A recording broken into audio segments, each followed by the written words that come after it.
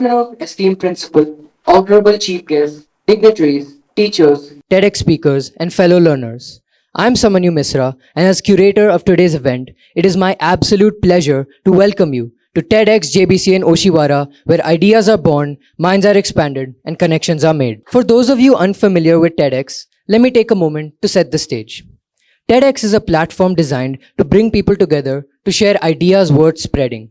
From groundbreaking innovations to personal stories of resilience, today's event will challenge your perspectives and inspire your thinking. What makes TEDx JBC in Oshiwara special is that it's not just about the speakers or the ideas, but also about you, the audience. Each one of you has the potential to walk out of here today with a spark, an insight, or a new direction, ready to contribute something meaningful to our world. This is a space where we come not only to listen, but to engage, question, and grow. Over the next few hours, you will hear from remarkable speakers, each with a unique story and a message that has the power to move, provoke, and transform. They've come from different walks of life, but are united by their passion to share what they have learned with you. So, I encourage you to stay curious, ask those bold questions, and let your mind wander as you absorb today's talks. Before we dive into the magic of TEDx JBC in Oshiwara, I'd like to take a moment to show you all a short video that will help you further understand the true essence of TEDx. Enjoy. Welcome to something special. Welcome to TEDx. This TEDx event is part of a global conversation that takes place every day in every corner of the world. In schools, in theaters, in workplaces, even in prisons, people gather to hear the best ideas bubbling up in their communities. More than 3,000 TEDx events are held every year in 170 countries. It's a remarkable thing. TEDx events are self-organized under a license from TED, a non-profit organization devoted to discovering and sharing powerful ideas in the form of TED Talks. It's not TED itself, but your local TEDx team of volunteers that has done all the work to put on today's event, including booking all of the speakers. It's this team's ideas, dedication, and time that have made this possible. We really hope today's program sparks an exciting conversation. This is a day for curiosity and for skepticism, for inspiration and for action. The more you enter into it, the more you will take out. And now, on with the show. I am sure that insightful video has helped all of us present here deepen our understanding of what TEDx truly stands for. Now, I'd like to call onto stage our licensee, Hia Thawani, to address the gathering. Good afternoon to one and all present here. It is an incredible honor to stand before you today as the licensee and organizer of the inaugural TEDx Youth at JBCN International School, Oshiwara. This event has been a dream woven with ideas and stitched together by countless hours of work, creativity, and hope. It all began with a simple thought, a thought that our voices today can echo into tomorrow, shaping a future where sustainability isn't just a word, but a way of life. Our theme, Echoes of Tomorrow, Sustainable Pathways, speaks to the core of what we aim to achieve. We're gathered here to ideate, to innovate, and to reflect on what lies ahead of us. Not in distant, abstract ways, but in actions we can begin right now, right here. In a world that sometimes feels fragile, our strength comes from seeds that we plant today. Seeds that will bloom into solutions, resilience, and progress. Sustainability isn't just about preserving resources or reducing waste. It's about creating systems that allow future generations to thrive, to dream, and to live in harmony with the world we share. Every decision we make now ripples outward, affecting more than just our immediate surroundings. That ripple becomes an echo, a resounding note carried forward to those who come after us.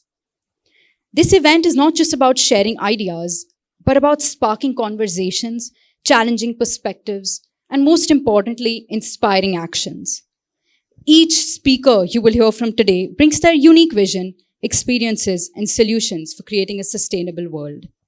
They are individuals who embody the spirit of TED, ideas worth spreading. For me, organizing this event has been deeply personal. It's a reflection of the responsibility I feel for our collective future. And each of you here today carries that same responsibility in your own way, whether through your ideas, your actions, or simply your presence.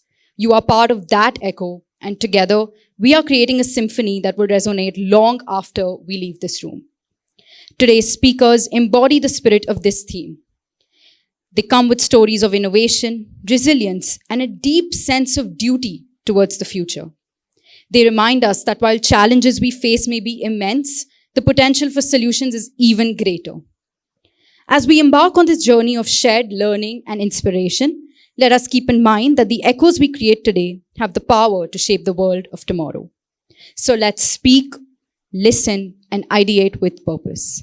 Let us remember that every idea shared, every conversation sparked, and every action inspired brings us one step closer to a sustainable and resilient future. Thank you, and let's dive into the world of innovation, ideation, and the echoes of tomorrow. Thank you, Hia, for those impactful and visionary words. Now, I'd like to introduce our very first speaker, Anusha Jain.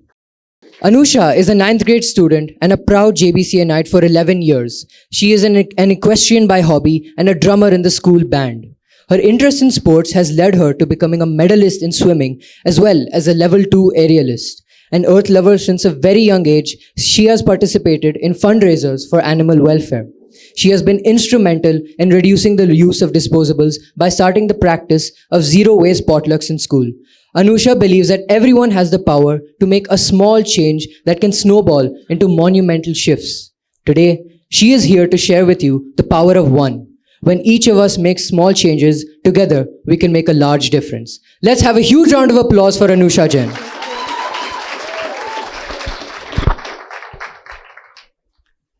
The other day, I observed my 5-year-old cousin as she was playing with a block of clay. She broke off a piece and molded it into a small hut. Then she broke off another piece and made a river. Then some fishes and even a few people. And once she was done playing to her heart's content, she simply took all of her creations and rolled them back up into a ball. To me, this is the simplest and most accurate representation of sustainability. According to the Oxford Dictionary, sustainability is the ability to maintain or support a process over time. Earth has an amazing mechanism, a sort of cycle. Everything that she generates, she has a way to reabsorb. That is the beauty of sustainability, constantly assimilating, constantly replenishing resources. However, we humans have found a way to break that self-sustaining chain. We have modified some of Earth's creations in such a drastic way that they are now unrecognizable to her. There is no way for her to take them back. However, there are some things that we can do. Let's imagine that there was a giant weighing scale, as big as the Earth. And let's say we asked every single animal to step onto it, whether it be a marine animal, a land animal, or even us humans. Our combined weight would only be 1/4 of the weight of all of the plastic on Earth. Can you imagine that? Quintillions of animals are so small as compared to a man-made material that has only existed on Earth for a little more than a century. What's more, 80% of all that plastic is completely useless. It has been thrown away and it is now lying rotting in our environment. Whether we recycle it or reuse it, it will forever remain on this earth in one form or another for thousands and thousands and thousands of years. There is simply nothing we can do about it. But what we can do is put a stopper on the spout of sustainability. Studies conducted by the UNEP, or the United Nations Environmental Programme, show that every single day, 1 million plastic bottles are purchased. Oh wait, that's not right. 1 million plastic bottles every minute. Can you imagine the immensity of that? However, if even half of Earth's population refuses one plastic bottle this year, we would reduce that plastic by 200 million kgs. How I'm going to get this message to 4 billion people across the world? I have no clue. But what I do know is I can get this message to the 100 of you who are sitting in front of me. After you walk out this auditorium, if you refuse one bottle of plastic, then that's 140 millionth of my job already done. But the truth is, it isn't just about that one bottle of plastic. There are 8.3 billion tons of plastic contaminating our planet. But let's try to break that number down. A majority of it is composed of cigarette butts, but that's a topic for another TED Talk. Next in line are food wrappers, followed by bottle caps, grocery bags, straws, and stirrers. Can you see the trend here? They're all disposables. They're all single-use items. I buy groceries in a plastic bag and then I throw the bag away. Maybe I buy chips and cold drinks for a birthday. And once the party's over, out to the landfill go the cans and the packets. Maybe today I decide to get coconut water, or more likely a Starbucks coffee. And once I'm done with it, I fling away the straw, the cup, and the stirrer. And it all boils down to one idea: convenience. It may not be us who's paying the price, but there is someone who is paying the cost. There is someone who is being harmed. But we dispose responsibly, don't we? We put our garbage in the bin. Lucky us. We don't know the journey our plastic is actually taking. Out of sight, out of mind. The truth is, our garbage dumps are overflowing. Our landfills are leaking into our oceans, merging with the very soil we grow our food on. There is not enough space left for all the plastic that we generate. And so, a lot of that waste ends up back in the environment around us. So no one is going to be able to own up to that straw.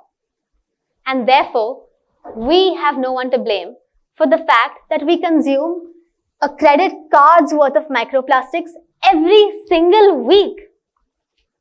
But wait, there is hope. I'm sure a lot of you in the audience here are keen on living sustainably. You may want to make a change, but might not know how. Hopefully, I can help with that. Here are a few small changes that I have made in my lifestyle to focus on living sustainably. Firstly, a lot of our fresh produce comes wrapped in plastic, which leaches chemicals and microplastics into our fruits and vegetables unnecessarily. That's why it's much healthier and cheaper to buy from local vendors instead of large food chains. But what if you're a fan of packaged foods? Let's say Doritos or Lay's. Would you A, completely quit eating those chips? B, attempt to make your own chips at home? C, call up the company and demand to change their packaging? Or D, none of the above? If you pick D, then ding ding ding, you're like me. You don't have to make drastic changes in your lifestyle to be environmentally conscious. Neither do you have to pick between killing your joy or killing the environment. You could try switching to banana or potato chips, which are readily available in biodegradable packaging. Or, if you are a big fan of specific brands, then next time you go to buy those chips, consider buying larger bags instead of multiple smaller ones. That way, you throw out less plastic.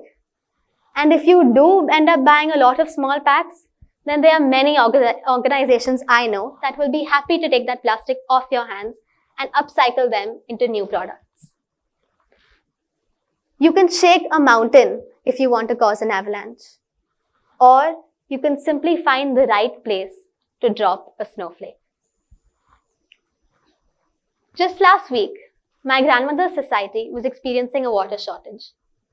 She had filled 2 large buckets with water to make sure that we didn't run out during the day.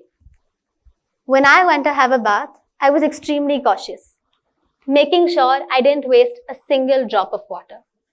And I will say, I was quite proud of myself, seeing that I managed to retain around half the bucket's water. However, when I came back a minute later, I saw that the maid, who was supposed to be filling the bucket, had emptied the entire thing only to then refill it. I was perplexed, confused. On asking her why she did that, she said that she's already done it and there's nothing she can do to change it. वैसे भी आधा bucket ही तो था. It was only half a bucket of water. I was seething at her indifference. She knew there was a water scarcity. She knew how much every single drop mattered. Yet, she just threw the water away. I spent the rest of the day in a mix of anger at her and frustration at my own helplessness. However, as I recount that situation in front of you, 3 questions strike me. Firstly, did she really know how much each drop mattered? I grew up thinking that people from rural backgrounds who didn't have as easy access to resources like water and electricity as we do would naturally value them more. However, after encountering many such experiences, I have come to a new understanding. It is actually people like you and me with access to quality education and exposure to the struggles of people around the world through the eyes of social media who can truly understand the impact of every action. And therefore, the onus is on us, not only of our own actions, but to educate and make aware those around us. The second thought that struck me was of an error in my own perspective. It was easy for me to shift the blame onto her in my mind. But the truth is, why did I wait after knowing of the countless problems going around me for a scarcity to come to my doorstep to start saving water? Why do we, as a community, wait for calamities to occur to start implementing prevention? And the third question that crossed my mind was this. At the end of the day, wasn't the maid right? It was just half a bucket of water. It wouldn't have made a big difference whether she kept it or threw it away. This is the mindset I have seen countless people hold. In my understanding, it is not just half a bucket of water, but the tipping domino to a chain reaction, a butterfly effect. Take Mr. Afroz Shah, for example. He was disgusted by the sight of Mumbai's beaches, littered with trash. And instead of blaming someone, he took it upon himself. He picked up one piece of plastic, and then another, and another. And just like that, the olive ridley turtles have returned to their home in Mumbai's Versova beach after 20 years. All thanks to the first step of one man. As I was filling the form for this very event, I came across a question. What makes you qualified to speak on this topic, the topic of sustainability? It is the same thing that makes Mr. Afroz Shah qualified, the same thing that makes Greta Thunberg qualified. The power to take that first step, and especially the will, the burning desire to want to make a change. We are merely citizens on this planet. We are merely visitors to this planet. This quote by Dalai Lama has inspired millions of people to change. We're only here for a short window of time, and then we're gone. But what we do while we are here, what we do in that window of time, will make a lasting impact. That impact is our legacy, and that is our gift to future generations. While I was accumulating research for this talk, I came across multiple articles talking about our future, especially 2050. I read that 2 in every 3 people won't have access to clean water. I saw that 100 cities worldwide will be in grave water scarcity by 2050, including Mumbai. What's more, 3 out of Mumbai's 4 landfills will have overflowed, and a small part of South Mumbai will even be submerged. While all these predictions definitely concern me, reading the word future on that article, I subconsciously put it in the back of my mind. Take a second to calculate how old you will actually be in 2050. The average age of Earth's human population in that year is just 36. A majority of us will have half our life ahead of us. This isn't some distant future that I speak about. It is a reality that is speeding towards us. And that is exactly why so many countries are coming together to set certain goals for our future, to make it more livable for us. Almost every single country has signed the Paris Agreement, and some are already working towards their net zero goals. However, our country is going to get nowhere without the support of its people. It is here that I would like to ask you to take 1 minute to think of one action you could take towards a sustainable future. It could be the pledge to always carry a water bottle with you, so that never again will you be a part of those 1 million people to purchase a plastic bottle every minute. Or, once you go home, you could pack a cloth bag in your wallet or your purse, so that you will always be ready to refuse single-use plastic, to refuse disposable plastic bags. It could even be something as astonishingly simple as promising yourself that you will remember to never snip off the corners of packets, because it is those small pieces that contaminate our planet. They can never be recycled or reused. The only thing that they are capable of is wedging themselves in the throats of small creatures searching for food. I would like to recount to you an incident as I was coming back home in the school bus. One of the girls sitting in front of me, likely in first grade, had a small scratch on her arm, and she was nursing it with the school version of an ice pack, simply a Ziploc bag with a cube of ice, which by now was melted. So she asked her older friend where she should dispose of it, and I was shocked by the answer. Her friend told her to chuck it out the window. And what vexed me even more was that before I could protest, the bag was out the window and we had zoomed on past.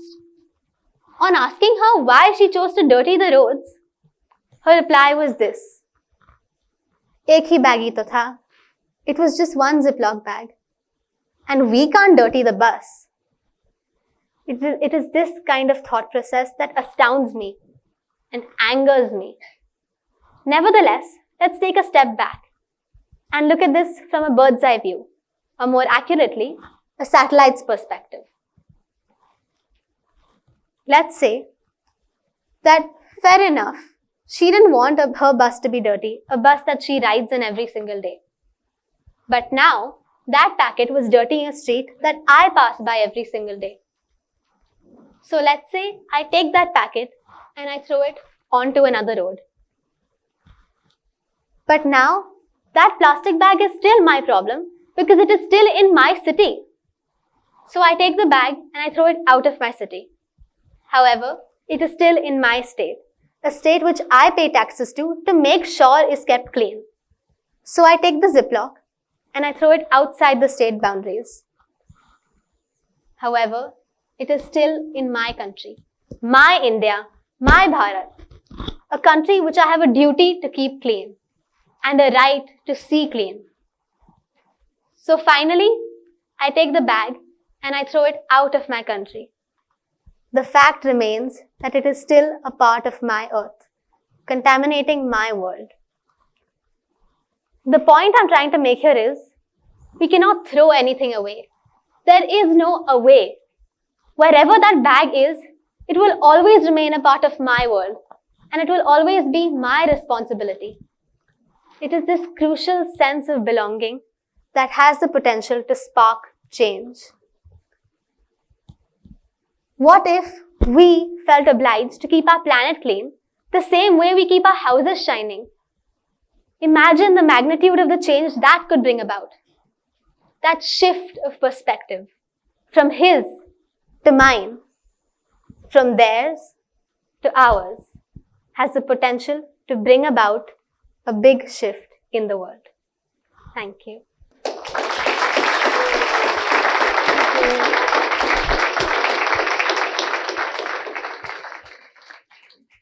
What a way to kick off our event. Please, let's give it up once again for Anusha Jain.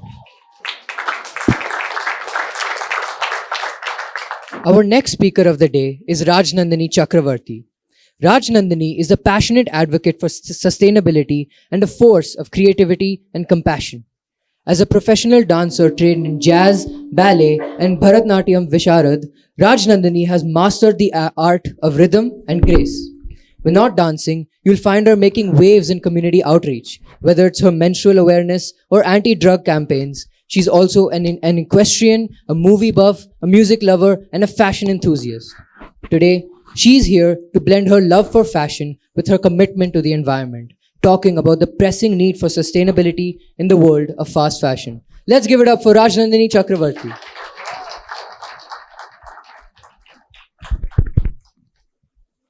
Let's take a closer look at this t-shirt, shall we? It's trendy, simple, and probably something we've all owned at some point. But what if I told you that it took 2,700 liters of water to make just this one? That's enough water for one person to drink for nearly 3 years. Think about that. All of it for something that's going to end up forgotten in the back of my closet in just a matter of months.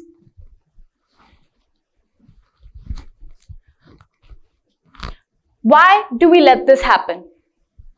Most of us don't stop to think about where our clothes come from, how they're made, or what happens to them once we're done with it. But we need to. The fashion industry is responsible for 10% of global carbon emissions. That's more than maritime shipping and international flights combined. Just reflect on that for a second. Our clothes contribute more to climate change than flying across the world. It's staggering, isn't it? Yet, we rarely feel the true weight of that statistic. Why is that? Because it's invisible.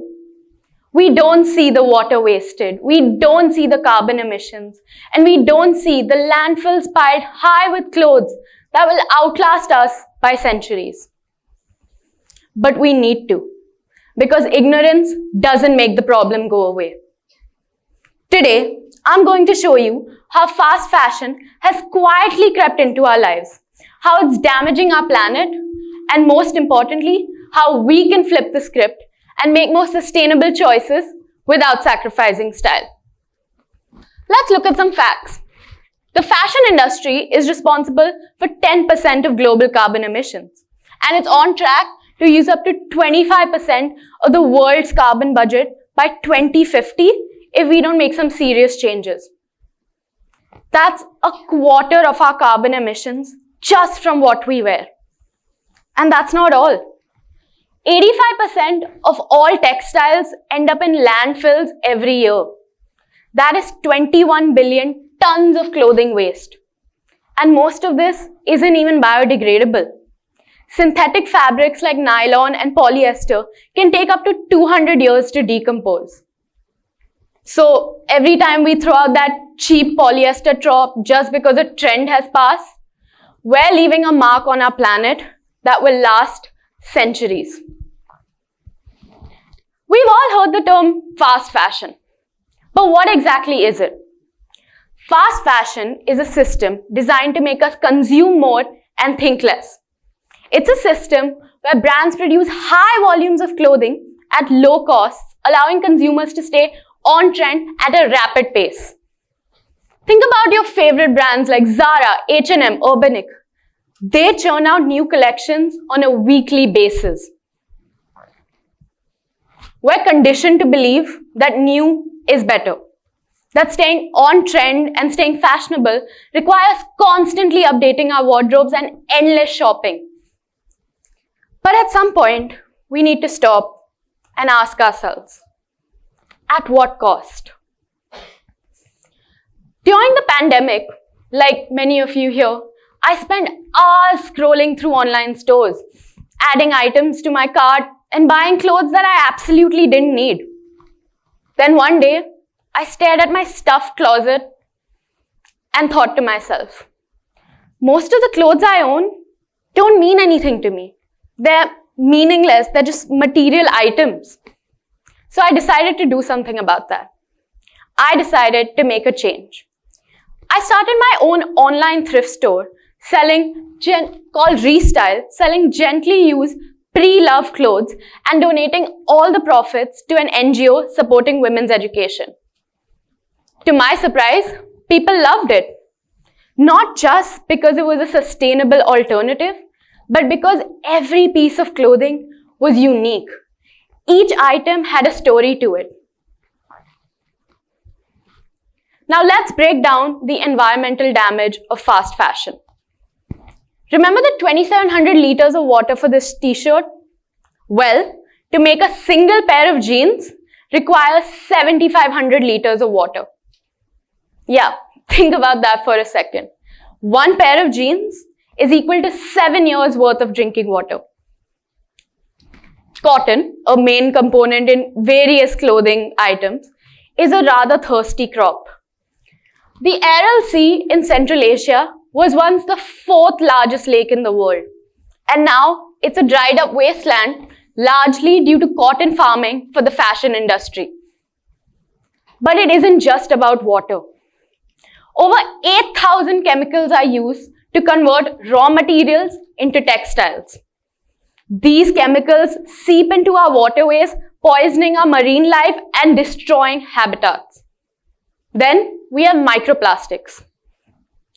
Every time we wash synthetic fabrics like nylon, polyester, acrylic, they shed microplastics that seep into our oceans and rivers. These microplastics are ingested by marine life and eventually us through the food chain. It's estimated that 500,000 tons of these microplastics wash up in our oceans every single year.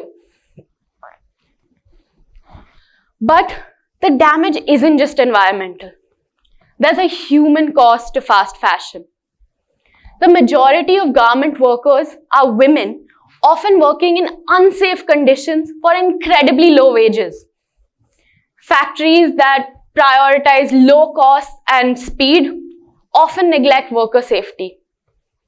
I'm sure we all remember the devastating Rana Plaza factory collapse of 2013 that killed over 1,100 workers in Bangladesh. That tragedy is a direct result of the fast fashion industry's relentless demand for cheaper and faster production. But here's the good news. We don't have to sacrifice style for sustainability. The first and easiest solution is thrifting. Think of thrifting as a fashion treasure hunt because you never know what you'll find. Each piece of clothing has a unique backstory to it.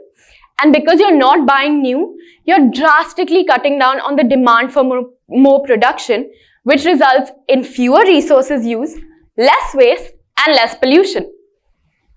It's a simple shift, but it makes a huge difference. And let me tell you something. Thrifted clothes are often more special and unique than anything you could find in a fast fashion store. They have a character, they have history, and they just stand out in a way mass-produced clothes can't. Another solution is to embrace slow fashion. This means investing in higher quality clothes and buying fewer items. Investing in pieces that are versatile and timeless instead of something you'll wear just for one season. Imagine this. Imagine our wardrobes filled with items we loved, filled with clothes that make us feel confident and beautiful, clothes that hold meaning. Now, let me bring this back to you.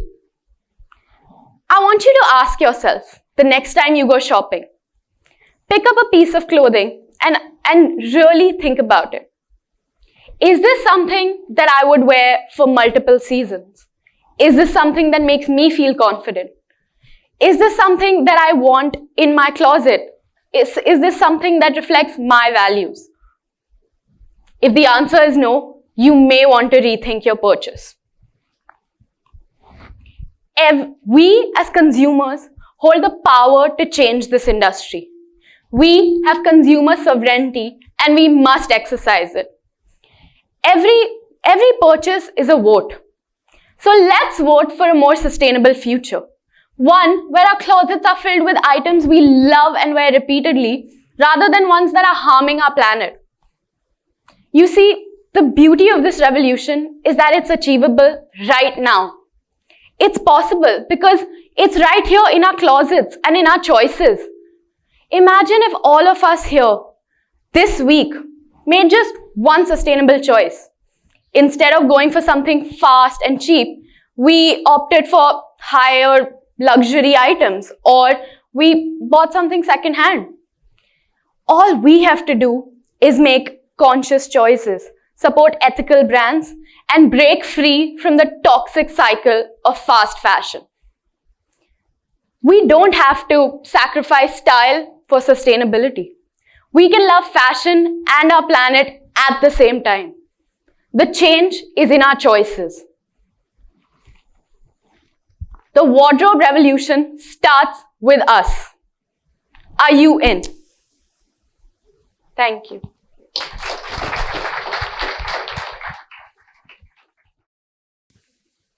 Thank you, Rajnandini, for those wonderful insights.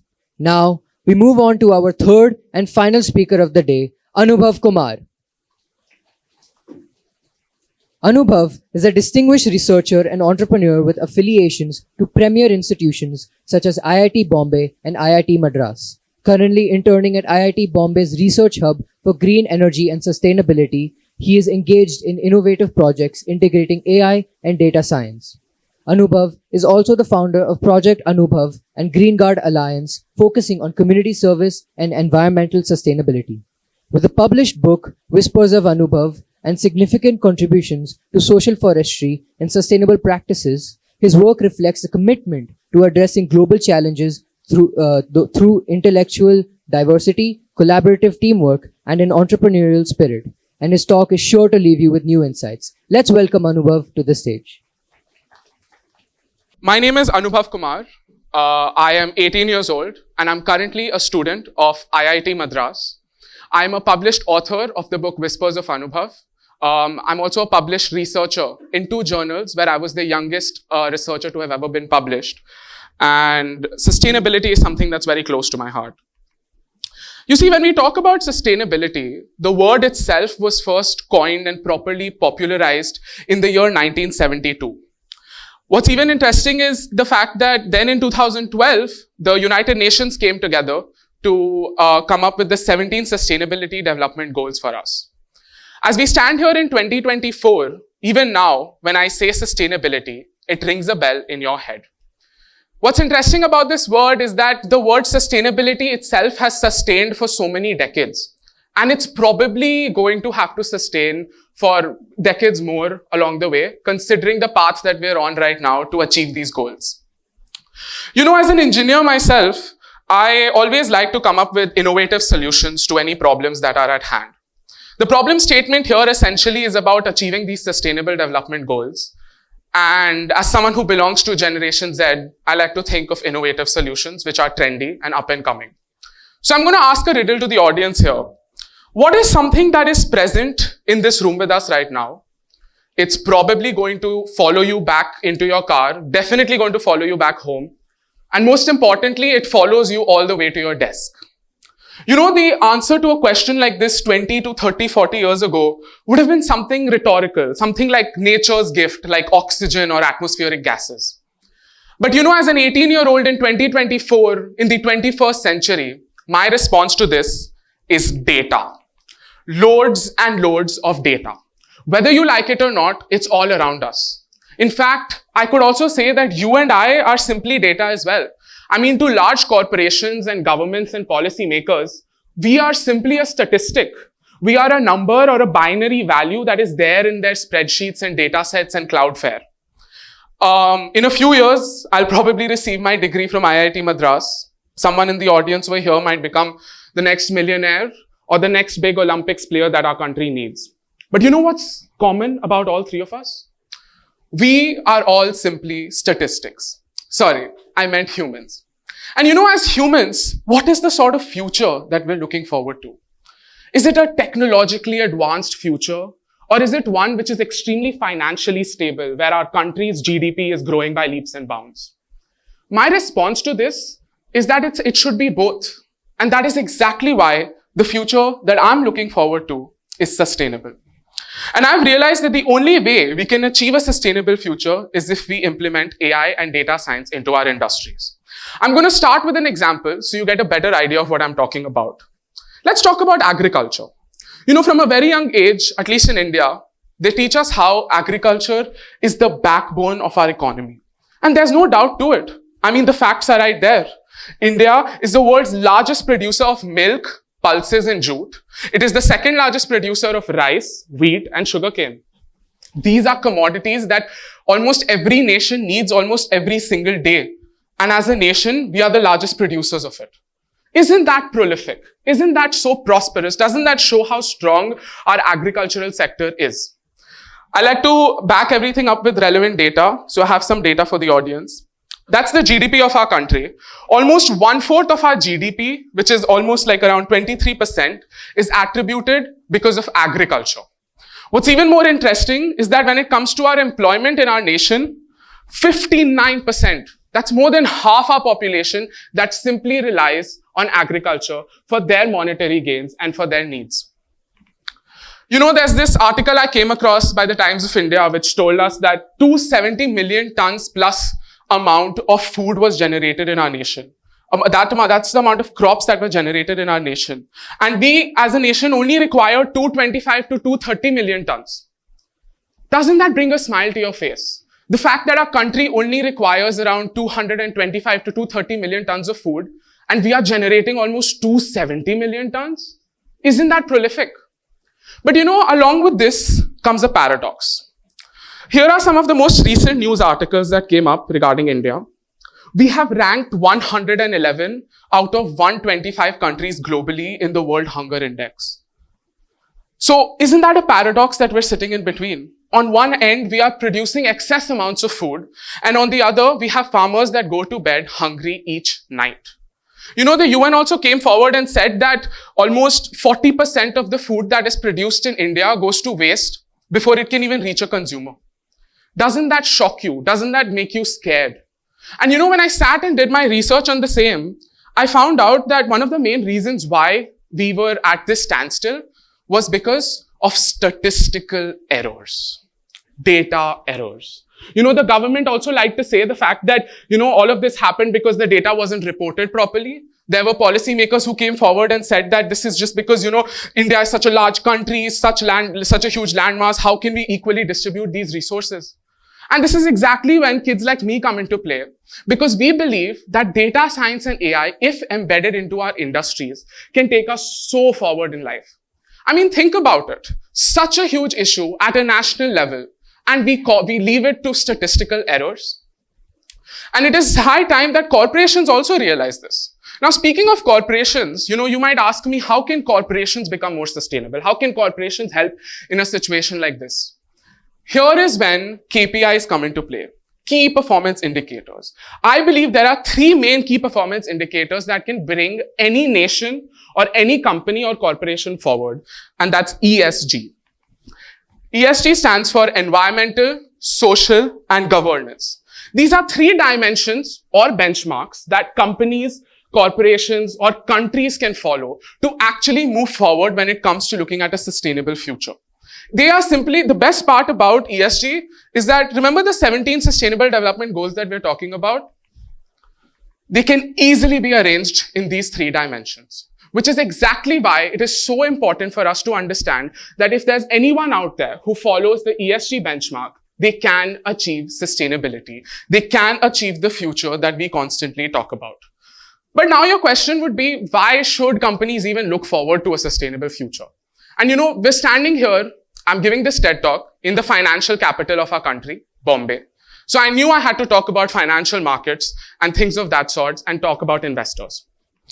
There was research done by Bank of America, and this was the consensus or the results. Companies that follow these ESG guidelines and benchmarks produce higher 3-year returns. On top of that, lower price declines are shown on their shares. And most importantly, these companies are less likely to declare a bankruptcy. Now, I don't know about all of you and the people watching, but as an intelligent investor, could I ask for anything more? And there is more data to back this up. The World Economic Forum showed the fact that top ESG ranked companies recorded a better performance than the average S&P 500 company. On top of that, you can clearly see that stocks with a higher ESG rating tend to perform better each and every month. Which means that even as investors and consumers, we need to realize that companies that are ESG compliant and companies that care about sustainability are the ones who are going to go forward and make more money. But now a person at a company, a top executive or a policymaker is going to come forward and ask me, hey, you're 18, you gave us a problem, you've shown our problem, sure, we all know it, we've addressed it. How do we find a solution to it? And here is where my brainchild and an idea that I came up with in the past few years comes into play. A sustainability data tracker and predictive model. The good thing about data is that anyone can, collect it and put it in one place.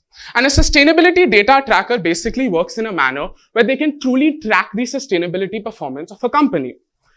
I worked with the 5th largest agrochemical company in the world, which is UPL, and I'm currently doing an internship at IIT Bombay, where we're also building a sustainability tracker.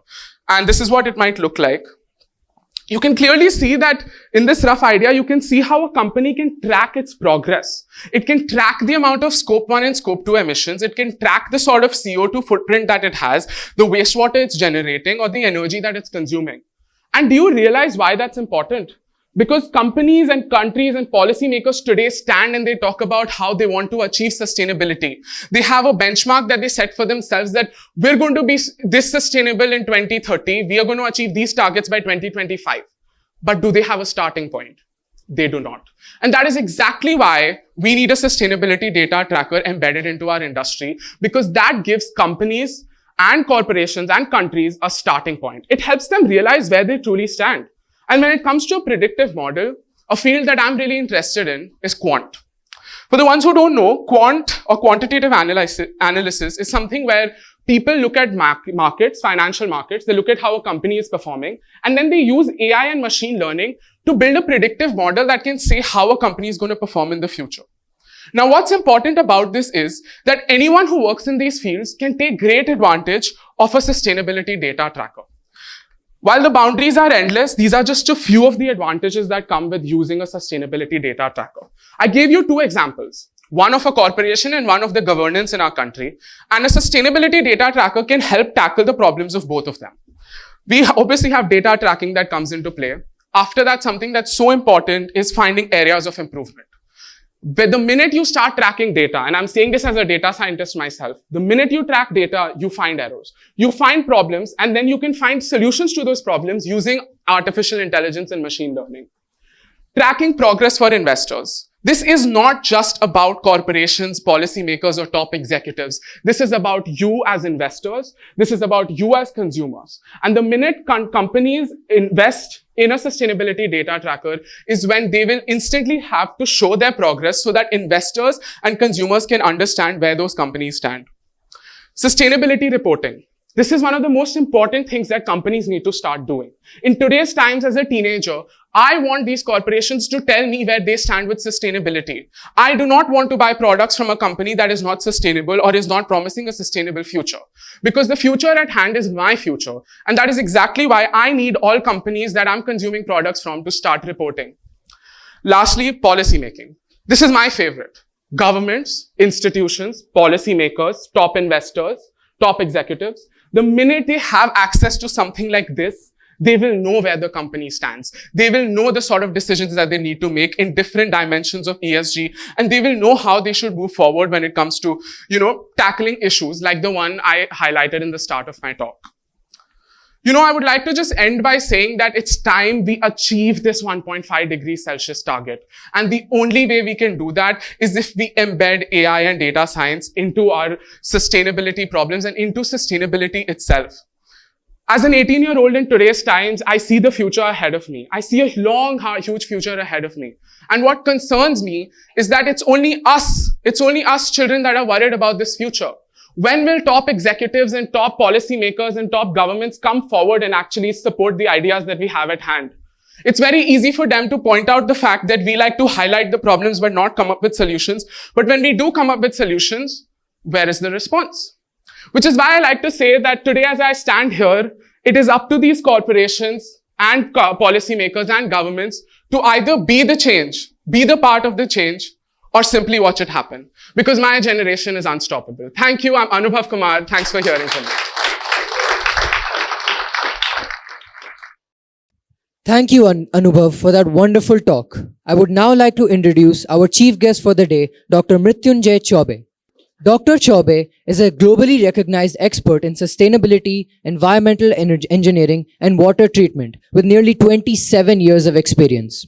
A PhD from IIT Delhi, he has worked with leading corporations like Pentair, Shell, Unilever, and UPL, where he embedded sustainability as a core principle and reduced environmental footprints. Dr. Chaube has designed over 100 sustainable technologies across 5 continents and secured 50 environmental clearances. He is a specialist in environmental impact assessment, EIA, and life cycle assessment, LCA, with over 50 published papers, 5 patents, and a book, Wastewater Treatment Technologies Design Considerations, credited to his name. Dr. Chaube serves on the editorial boards of prestigious journals and is a member of the Bureau of Indian Standards for Water and Wastewater Treatment. Recently, he was also elected as a governing council member of the UN Global Compact Network and is a speaker at the UN Water Conference. Ladies and gentlemen, please put your hands together for Dr. Mrityunjay Chaube. I'd also like to call our esteemed principal on stage, Mr. Stephen James Champagne, to felicitate Dr. Chaube.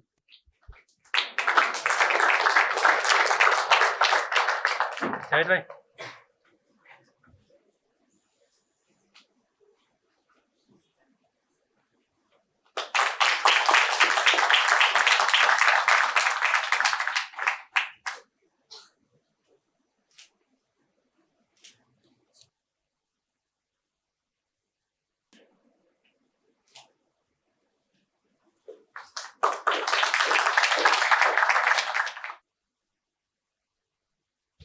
Thank you, Mr. Champagne. Dr. Chaube requesting you to please address the gathering.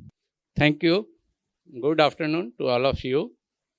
I went through the talk of 3 speakers and I found it's very interesting.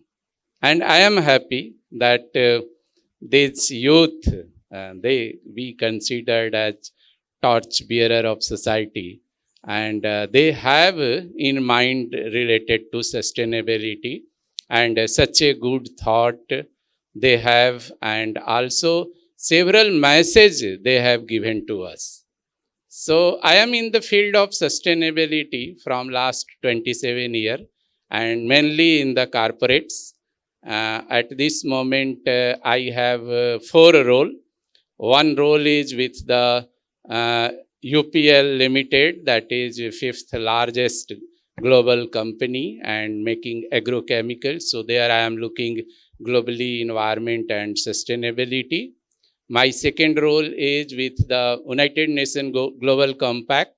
So last year I get elected in the governing council of UNGC. And the third, my role is with Industrial Association. So right now I am heading Carbon Neutrality Task Force of Indian Chemical Council. And the 4th role recently I get with IIT Bombay. So I have been nominated in the advisory board of IIT Bombay recently. So doing all this, I always spend my 10 to 15% time with the university and colleges, going there, discussing with students, and also sending a spreading message on the sustainability, because I feel that sustainability, if we want to incorporate and if we want to embed, then these youth are the main who will come in the coming day. And if the element of sustainability get embedded into it, then yes, the various thing can be done. And what I found with the 3 speakers who speak on the sustainability, several things is a eye opener for me also and to you also. So I think here the time is not much more, but I will tell you what right now we are doing in sustainability. So if you look on SDGs, there are 17 SDGs, and at UPL, we are focusing on 5 SDG. So we have prioritized 5 SDG. First SDG which we have prioritized is zero hunger. So we are working on zero hunger. There we are developing the product which should be sustainable and differentiated, and it should protect the crop. And so why crop protection chemical we are working? One of our speaker, the Anubhav, told that right now on World Hunger Index, 111 is the position of India out of 125. So you can think that how much work we need on the zero hunger, and if we want to achieve the SDG zero hunger, then we have to do a lot. So that we have prioritized at the UPL. Our second priority is responsible consumption and production. So there we have set target inside our organization that reduce the water, carbon and waste while producing the product. And if you see the achievement of UPL, then last 4 years, we reduced 52% waste, we reduced 47% water, and we have reduced 34% carbon. So these are the reduction of environment footprint because we are focusing on responsible production and consumption. But in terms of monetary gain, if you see, then approximately 1,000 crore rupees get saved in this 4 years by reducing water, carbon and waste because of the water bill and the energy bill and the waste bill reduction.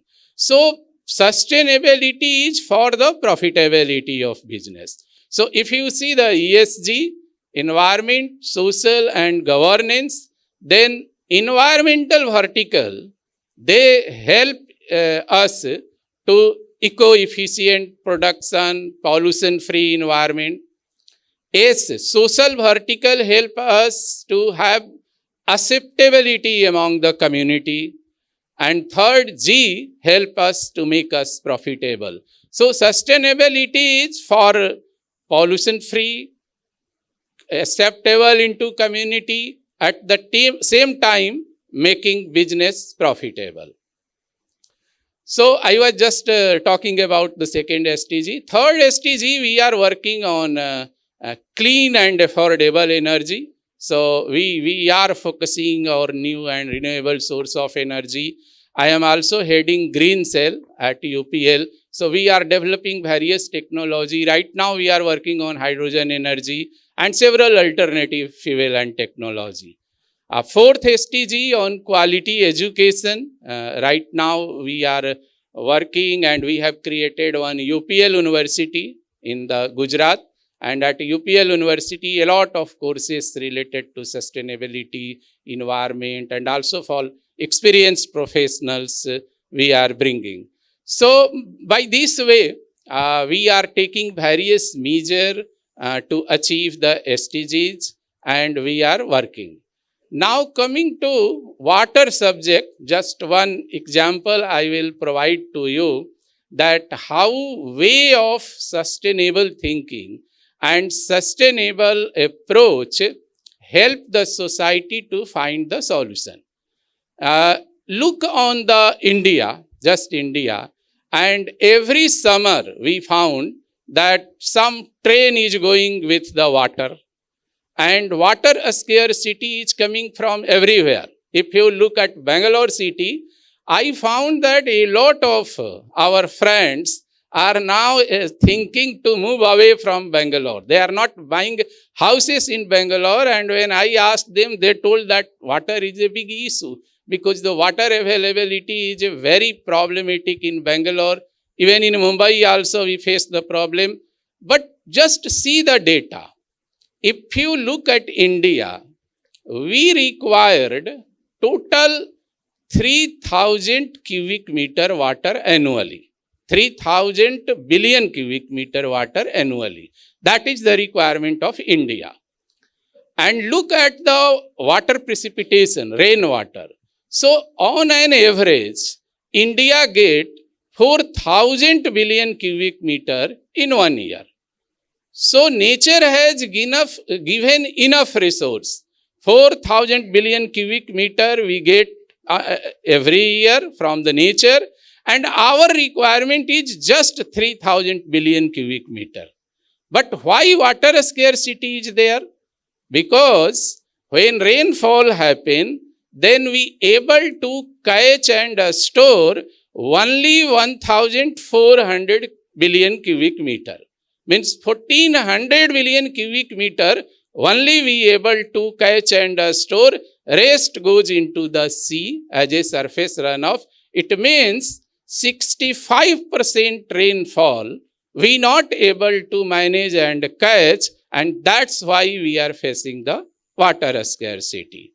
And their sustainability, sustainable way of thinking comes in picture, and we have to see that how to manage and capture entire rainwater such that there will be no water scarcity. Go to the Singapore. Singapore is not so fortunate that they are getting rainfall, whatever their requirement is. But the Singapore government from long back, they have made a rule that even single drop of water will be not wasted in the sea. So they used to capture, recycle everything in the Singapore, but still they are facing the shortage because they are not so fortunate that so much rainfall they are getting. But in India, we are fortunate that nature has given more than what we need. But because of our non-sustainable practices, because of lack of catching, storing, utilizing the rainwater, we are also facing problem of water. So I think this is one example I have given that how if we will adopt the sustainable practices, then solution B.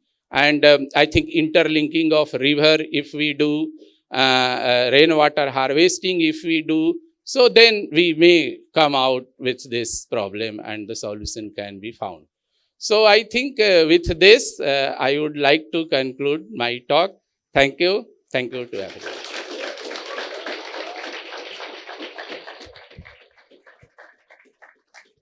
Thank you so much, Dr. Chaube, for your enlightening words. I'd like to request you now to please come back on stage to felicitate our speakers of the day.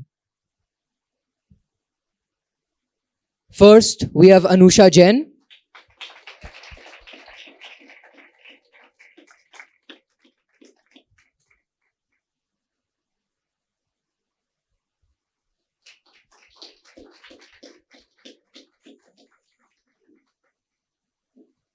Next, we have Raj Nandini Chakravarti.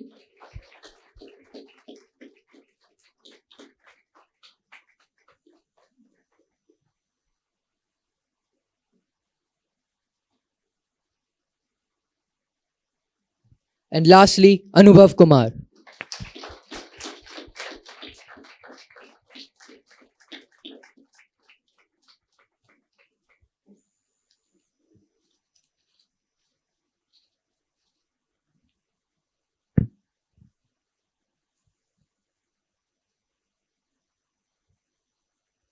Thank you, sir.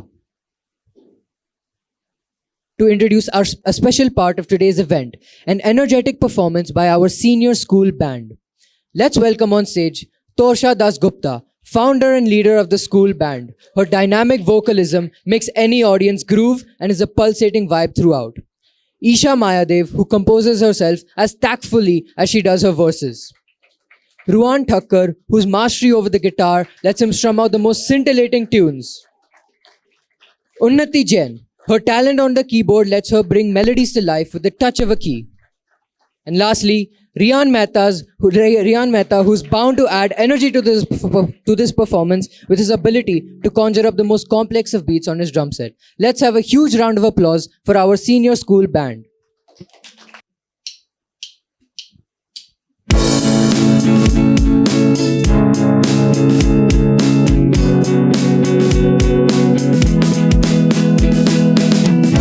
Walked across an empty land.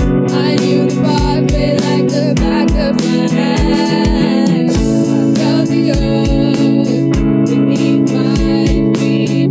Sat by the river and it made me complete. Oh, simple thing, where have you gone? I'm getting old and I need something to rely on. So tell me when you're gonna let me in. I'm getting tired and I need somewhere to begin. I came across a fallen tree. I felt the branches of it looking at me. This is the place we used to love. This is the place that I've been dreaming of. Oh, simple thing, where have you gone? I'm getting old and I need something to rely on. So tell me when you're gonna let me in. I'm getting tired and I need somewhere to begin. If you have a feeling, why don't we go? Talk about it somewhere only we know. This could be the end of everything, so why don't we go somewhere only we know? Somewhere only we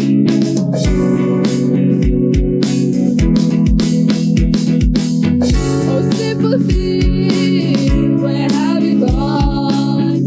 I'm getting old and I need something to rely on. So tell me when you're gonna let me in. I'm getting tired and I need somewhere to begin. And if you have a feeling, why don't we go? Talk about it somewhere only we know. This could be the end of everything, so why don't we go? So why don't we go?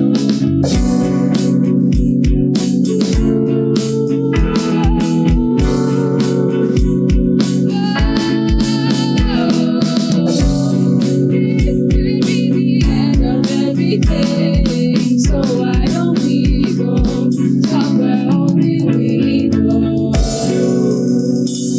Somewhere only we know. Somewhere only we know.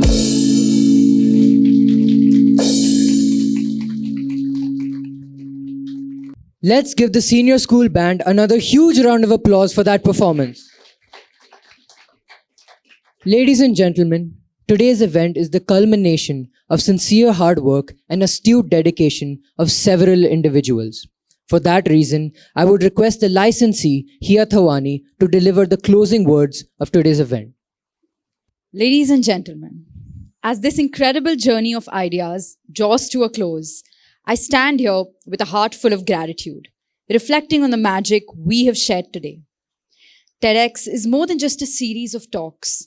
It's a meeting of minds, a celebration of curiosity, and a spark for change.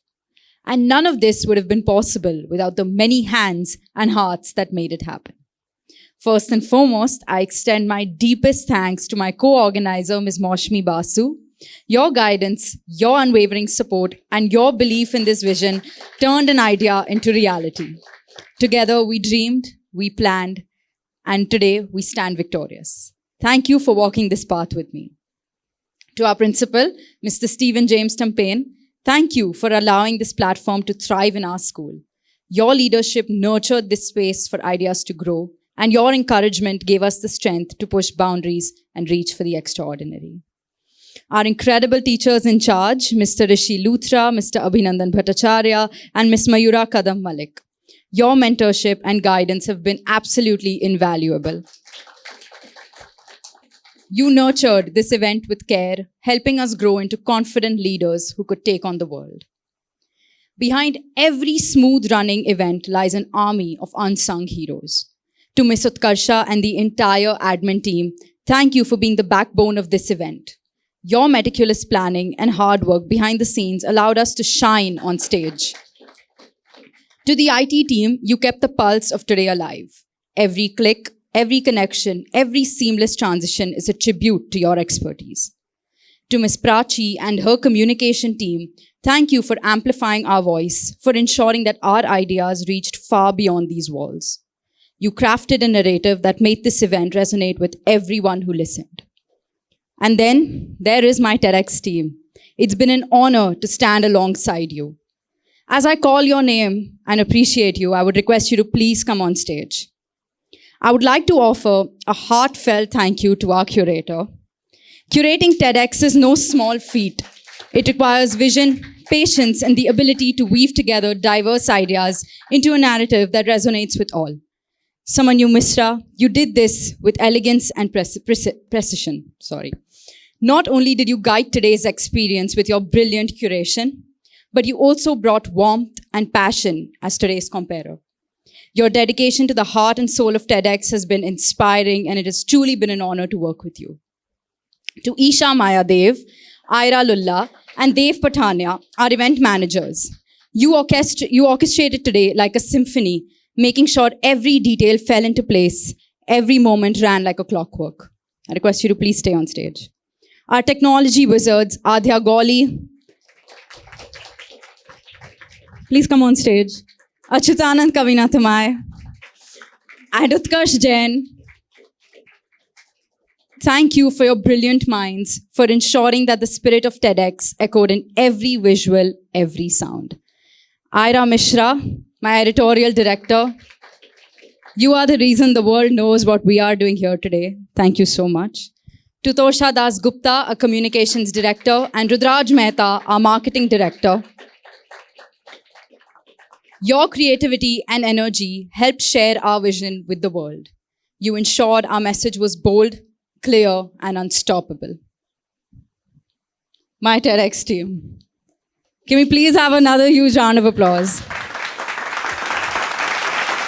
A special thanks to our talented performers, our musicians Tosha Das Gupta, Isha Maya Dev, Riyan Mehta, Unnati Jain, and Ruhan Thakkar, and our dancers Delisha Gulrajani, Rajnandani Chakravarti, and Nivan Tejwani, for adding an unforgettable rhythm and grace to the event and enriching our experience through your art. Finally, to the voices of today, the speakers, Anusha, Rajnandani, and Anubhav. Your stories moved us, your ideas inspired us, and your courage to share your passions lit a fire within us all. Thank you for reminding us that every idea, no matter how small, has the power to change the world. And to every person sitting here today, I thank you. You are the heartbeat of TEDx. Without your open minds and your willingness to listen, these ideas would remain just that, just ideas.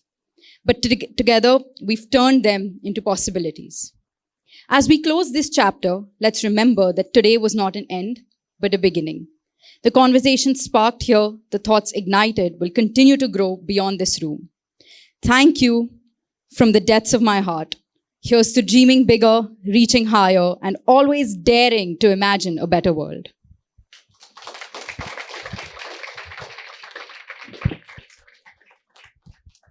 Thank you, Hia, for those appreciative words. I would now like to take this opportunity to thank Hia for her unwavering dedication in organizing today's event. And as Ms. Basu likes to say, Hia's already a management school topper. A huge round of applause, please. Now, requesting our principal, chief guest, SMT members, speakers, and the entire TED team to please come up on stage for a short photograph.